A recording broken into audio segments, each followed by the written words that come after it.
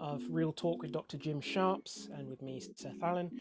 We're always here if you're a regular follower of this series. We're really discussing original medicine, natural health topics from the perspective of original medicine. And what we've been doing recently is looking at a series called The Philosophy of Original Medicine. And in that, we've looked at the broad philosophical base of original medicine, how that compares and contrasts with conventional medicine. And what we've been looking at recently is really zooming into the 10 underlying causes of disease and going into a little more detail and trying to practically apply that and make it relevant within daily life. So we'll continue that today as we have with us again Dr. Jim Sharps.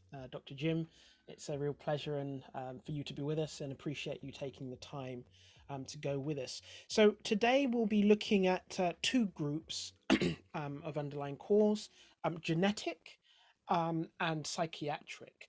So we'll start in the usual structure we have. Dr. Jim, perhaps you could just kind of define terms for us in terms of genetics as an underlying cause of disease.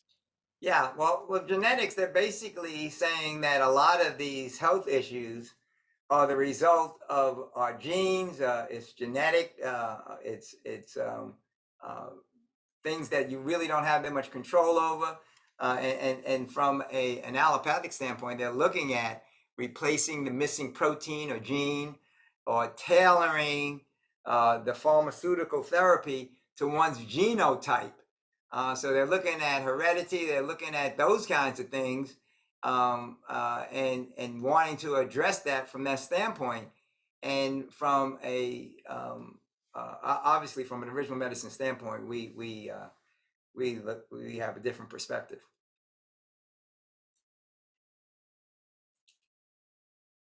Okay, great.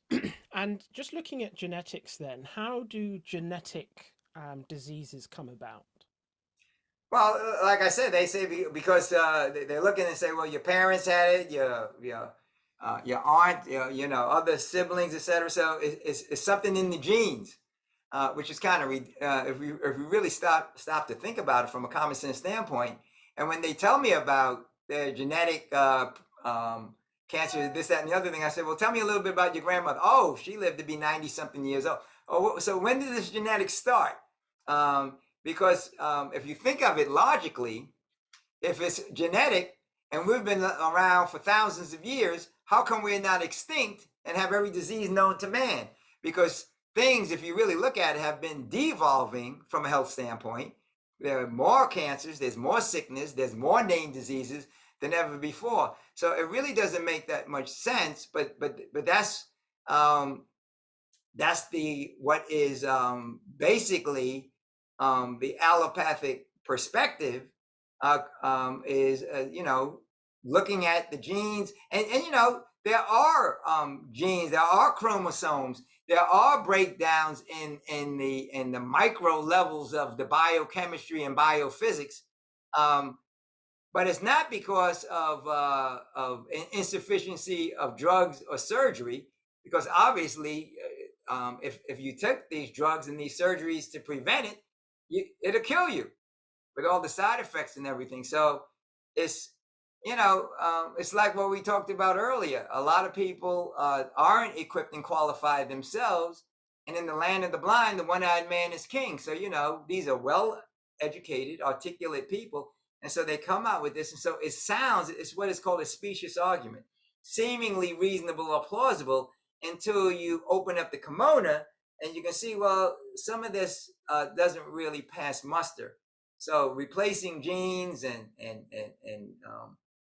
trying to modify genes and things of that nature, and developing drugs based on one's genotype is basically that allopathic approach, but very different from the original medicine approach, where again, what we want to do is, yes, we will honor that, and from a original medicine standpoint, we acknowledge that there are genetic predispositions, and so but instead of tailoring the pharmaceuticals to that, optimize the diet and lifestyle to basically be your armor against these genetic predispositions. And so my standing line is, well, why not try changing your heredity? Because heredity is more affected by diet and lifestyle than it is by some mutation in genes. And basically, we pick up the habits and the eating patterns that are deeply ingrained in us. But the human body is designed to repair and improve once you satisfy the requirements for the body to rebuild itself in the proper way. So if there is a hereditary predisposition, the original medicine perspective is, let's work on reversing heredity, because lifestyle is the major hereditary factor, and taking personal responsibility to overcome those genetic predispositions. And so we're all unique with personal requirements and capacities. We need to honor them, but most of all of these genetic diseases are a result of breaking the laws of health by ourselves, by our parents, or by others. And so, from an original medicine standpoint, what we say is, yes, the genetics loads the gun, but lifestyle pulls the trigger. And so you can reverse that heredity if in fact that is an issue at all. So that is what the original medicine perspective is on that particular underlying factor of genetics. That's very clear, Dr. Jim. Thank you for that. And in terms of moving on to the other cause we wanted to cover today, in terms of psychiatric, Mhm. if you could just define what psychiatric Yeah. disease. Yeah, there are a whole host of issues with schizophrenia, anxiety, depression, these emotional balance, mental balance kinds of issues that fit under the psychiatric factor. And again, from an allopathic standpoint, they use drugs. At one time, they actually used surgery, lobotomies, and things of that nature. And that didn't go over too well. You don't hear too much about that. But what they're trying to do there is basically get those key hormones, prostaglandins, back into balance, especially norepinephrine and serotonin. So they use a variety of pharmaceuticals like Wellbutrin and Paxil, Zoloft, Luvox, Flexor. I mean, it goes on and on. If you look at all of the commercials that are out there, and what I call MAOIs, SSRIs, SNRIs, all of these initials, but they're basically drugs trying to manage and to bring them into balance. And yeah, they are out of balance, but again, they're not going to the causes and contributing factors. And the problem is, even when they help, there's a whole host of side effects, like itching, rash, dry skin, constipation, diarrhea, weight management. So a whole host of other issues are brought about. While yes, it might help with them feeling better, less depressed, etc. But even one of the side effects is increased suicide, decreased libido. I mean, so there's a whole host of side effects, when in fact, from an original medicine standpoint, there are what I like to call original medicine Prozac, Wellbutrin, Zoloft, and that is from an original medicine standpoint, we evaluate the diet and lifestyle to see what in the diet and lifestyle is causing these hormones, the serotonin imbalance, the norepinephrine, the adrenals, all these hundreds of different chemicals that go out of balance. And by providing the right diet, lifestyle, and some of it is spiritual, some of it is mental, some of it is emotional.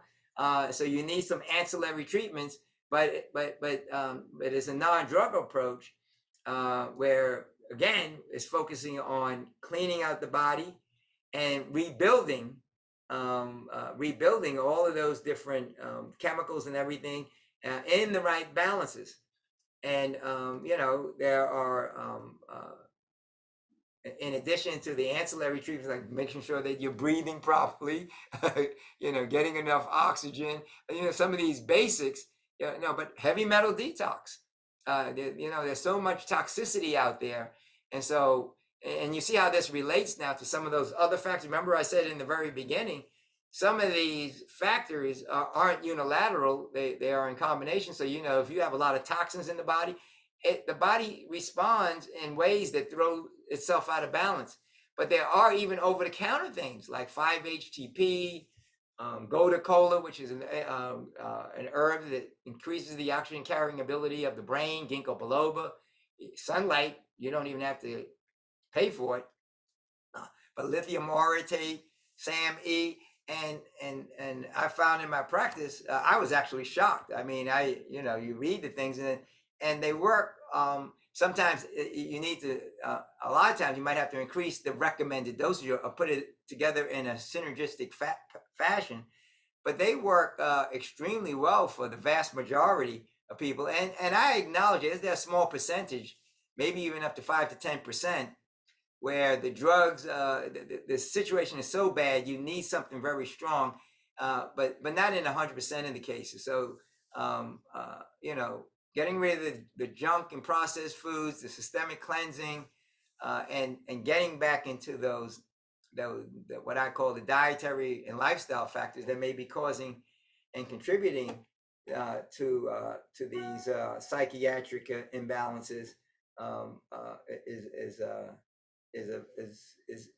the original medicine approach to that factor of psychiatric, that psychiatric factor. That's very clear, Dr. Jim. Really appreciate your time today. Going through, we're nearly done with this part of the series in terms of the philosophy of original medicine. So I hope that you are enjoying the series. If you have questions, please do use the comment section. We do keep an eye on the comments. And if you have any suggestions of things that you'd like Dr. Jim to cover in future videos, please again do get in touch with us in the comment section. Thanks again for being with us. Dr. Jim, thank you again for your time, and we'll see You're you welcome. in the next video. Okay, bye for now. God bless.